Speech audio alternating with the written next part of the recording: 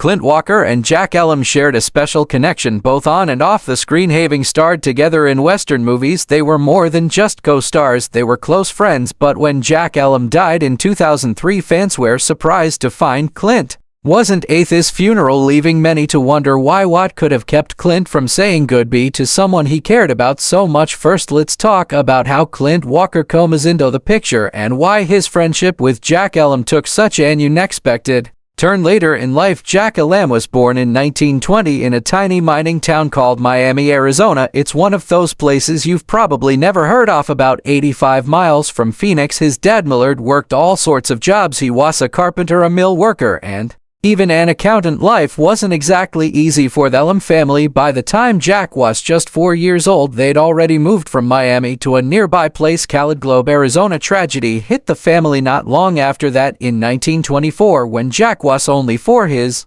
mother Alice Amelia died. The cause, a sickness they called general paralysis back then, but it's likely that she suffered from something much worse, a condition that had already hurt her for 3 long years. Imagine being that young and losing your mother to something so terrible. Jack and his older sister Mildred were left without their mom. After Alice's death, Jack and his sister were moved around, living with different family members. It wasn't an easy time for any of them. Then in 1928, when Jack was 8, his dad got married again. His new stepmother, Flossie Varney, came from Kansas. Flossie was a public school teacher, so there was at least some stability coming into their lives. By 1930, the whole family, including Flossie's sound mother, was living together in Globe. Millard had taken up a job as an investigator for a loan company, and things seemed to be looking up a little. Even young Jack helped out working on nearby farms whenever heckled, picking cotton to help make ends meet. But life wasn't done throwing curveballs at Jack just yet. In 1931, Jack was only 11 years old when he got into a fight with another boy, and this wasn't just any scuffle. This one ended with a pencil being jammed into Jack's left eye. Can you imagine a fight at a Boy Scout meeting of all places?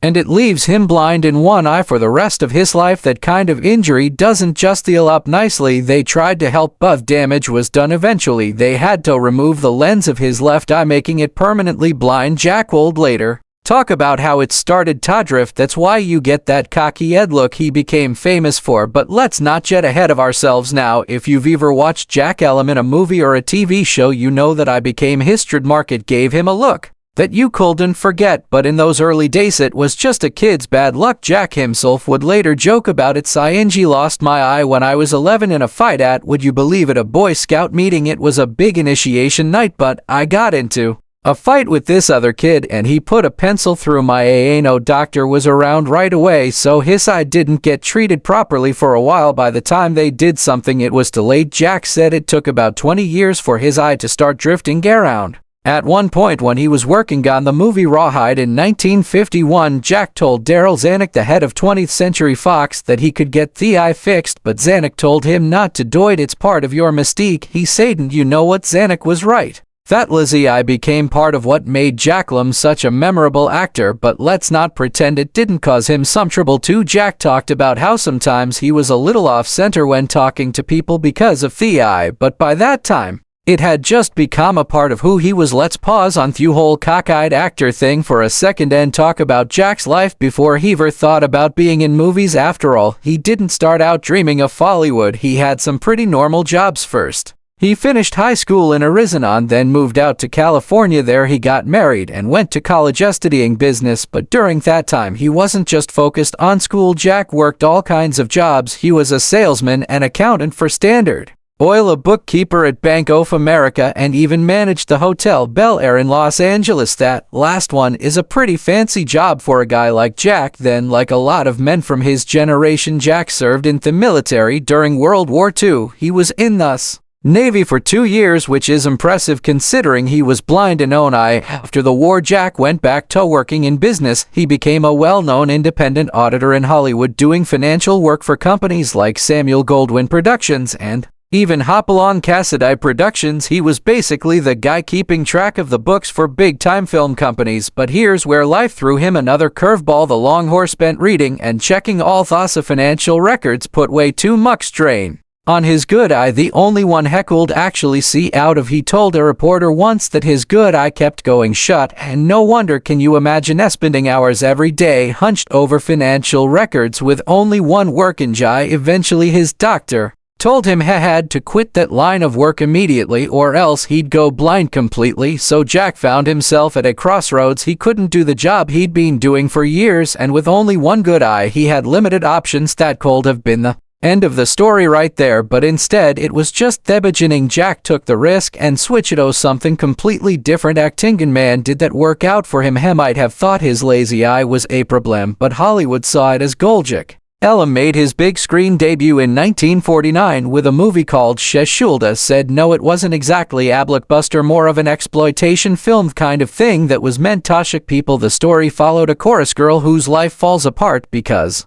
she smokes marijuana. It's not just her career that goes down the drain, but her brother ends up taking his own life too. For the next decade, Jack kept getting cast in similar roles: gangster films, westerns, anything where he could play the bad guy, and let's be honest, he was really good at it. He had that rough look, especially with his crooked eye, and it made him stand out. By the time the 1950s were wrapping up, folks were calling Jack the screen's most loathsome character. That's not something you hear every day, but in Hollywood it meant Jack was doing something right. If a movie needed Avalanche, Jack was the guy you called. No, if you were watching TV in the 1950s or 1960s, you would have seen Jack pop up all over the place, especially in westerns. He made guest appearances on shows like The Lone Ranger, Gunsmoke, Bonanza, Rawhide, and pretty much every other western series out there at the time. Jack had this ability to make even the simplest villain feel larger than life, and people loved it. He could sneer, swagger, and scowl better than most, and it's what kept him busy in the industry for years. One of the more unique roles Jack took on was in an episode of The Twilight Zone in 1961. The episode was called Will Ethereal Martian Please Stand Up, and Jack played a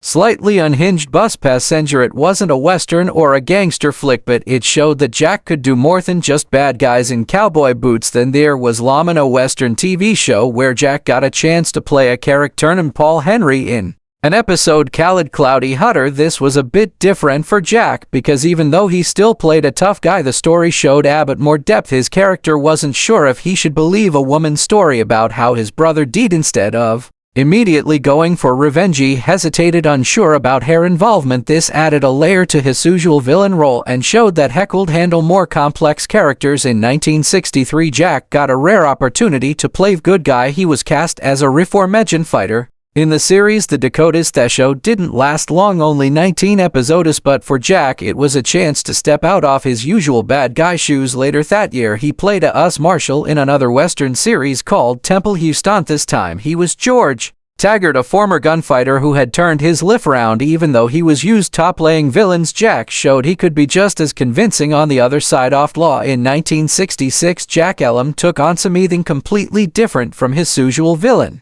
roles. He was cast in The Night of the Grizzly, a western film starring Clint Walker. This was a big deal because it was Jack's first comedic role, and he got to show people Faith wasn't just a bad guy, he could make them laugh. The movie was released by Paramount Pictures, and it was directed by Joseph Pevney, who ended up making this his last feature film. The story of Night of the Grizzly was pretty classic for a western. Clint Walker played Marshal Big Jim Cole, who decided had enough of the dangerous life of being a lawman and moves his family to Wyoming to start over as a rancher. But as you'd expect in a western, it's no exactly smooth sailing. Right after they settle in all kinds of trouble, come their way a giant murderous grizzly, revengeful neighbors, and an outlaw from Big Jim's past who's out for revenge. The film had a great cast with actors like Martha Hyer and Keenan Wynn, but it's Jack Elam's performance as Hank that stood out. Hank was one of those comedic characters that added some lightness to all the serious danger Big Jim was facing. Jack showed that he could be funny, quirky, and still deliver that wild energy he was known for. It was a nice change from his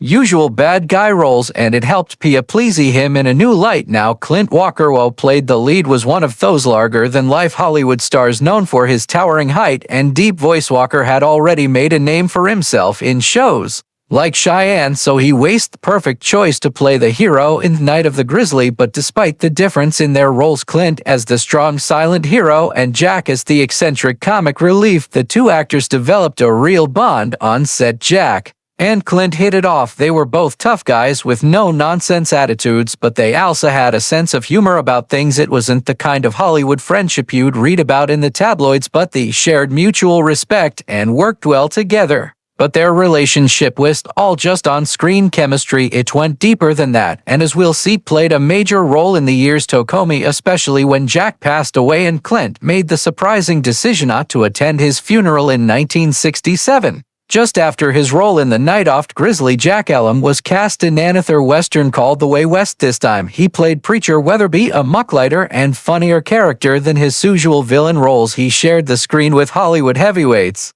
like Robert Mitchum, Richard Widmark, and Kirk Douglas in a story about a wagon train making its way through the Oregon Trail. Jack's role added a bit of humor to the adventure, and it showed again that he could handle more than just being the bad guy. Then, in 1968, Jack had a small but memorable part in Sergio Leone's famous spaghetti western Once Upon a Time in the West. If you've seen it, you might remember Jack's character as one of the three gunslingers sent to kill Charles Bronson's character at a dusty train station. Jack spent most of his screen time in that scene trying to swat away a pesky fly, and in the end he tripped it inside his gun barrel. It was a classic Jack Elam moment, funny without saying a word and still managing to keep that tense Western feel. After that, in 1969, Jack took on another comedic role in Support Your Local Sheriff alongside James Garner. This movie was a huge hit, and Jack's performance as a bumbling sidekick helped push him further into comedy. 2 years later, he and James Garner teamed up again for Support Your Local Gunfighter. By this point, Jack wasn't just the villain anymore. People were starting to see him as a go-to guy for comic relief, and it worked. His tough guy image paired with his knack for comedy made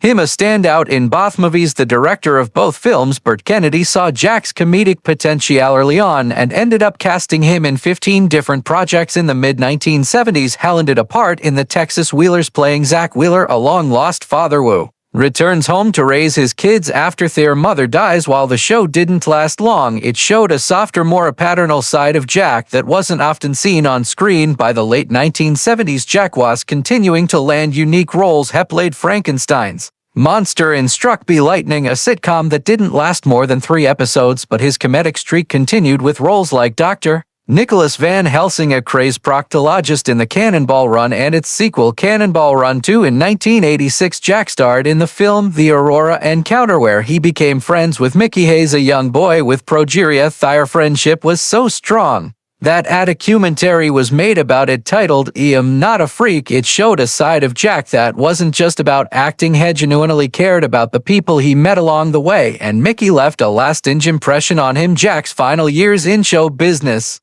saw him continue to appear in smaller roles like an episode of Home Improvement in 1992, but his health was starting to decline. In 1994, he was honored with an induction into the Hall of Great Western Performers in Oklahoma City. It was a fitting tribute for a man who had given so much to the Western genre throughout his long career. On a personal note, Jack was married twice. His first wife, Jean Louise Hoddard, passed away from colon cancer in 1961. Later that year, Jack married Margaret M. Jennison, and they stayed together for over 40 years. Jack Elam passed away in 2003 at the age of 82 from congestive heart failure in Ashland, Oregon, though he's gone his legacy as one of Hollywood's most iconic villains and eventually a comedic force lives on. When Jack Elam passed away, many people expected Clint Walker, his longtime friend and co-star, to attend the funeral, but when the day came, Clint Walker was absent, and this left many wondering why. The main reason Clint didn't go to Jack's funeral had Toto with his own health. By that time, Clint was in his mid-70s and dealing with some serious heart issues. He had a history of heart trouble that dated back to a near-death experience in 1971 while skiing at Mammoth Mountain. Clint was involved in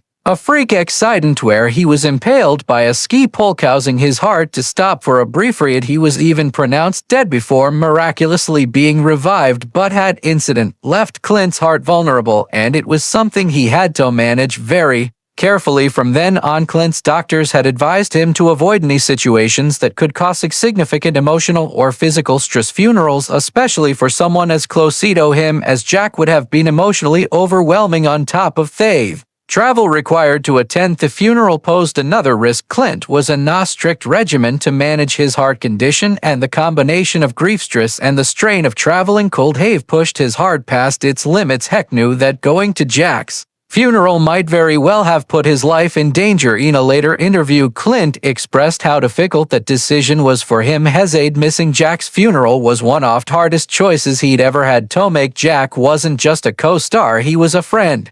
On the sets they worked on together, Jack was always up to something funny. Clint recalled a story about Jack pretending to have a terrible cold on set, tricking a young stand-in by flicking water at her after sneezing. Jack had this goofy, mischievous side that made everyone laugh. That's the kind of memory Clint held on to after Jack's death. Despite not attending the funeral, Clint found his own way to honor his friend. Had time to remember the good times they shared, like how Jack could turn any situation into a joke, or how they never had a dull moment while filming together. Clint believed that Jack would have understood his decision to prioritize his health. After all, Jack had his own share of health struggles later in life and knew what it was like to make tough choices when it came to well-being. In the end, Clint Walker chose to honor Jack Lemmon by keeping their memories alive in his heart rather than risking his health to be physically present at the funeral. Their bond was one of mutual respect and shared adventures, and Clint knew that Jack wouldn't have wanted him to put his life in danger just to attend the service. It was a decision made out of necessity, but one Clint clearly struggled with, knowing how much Jack meant to him.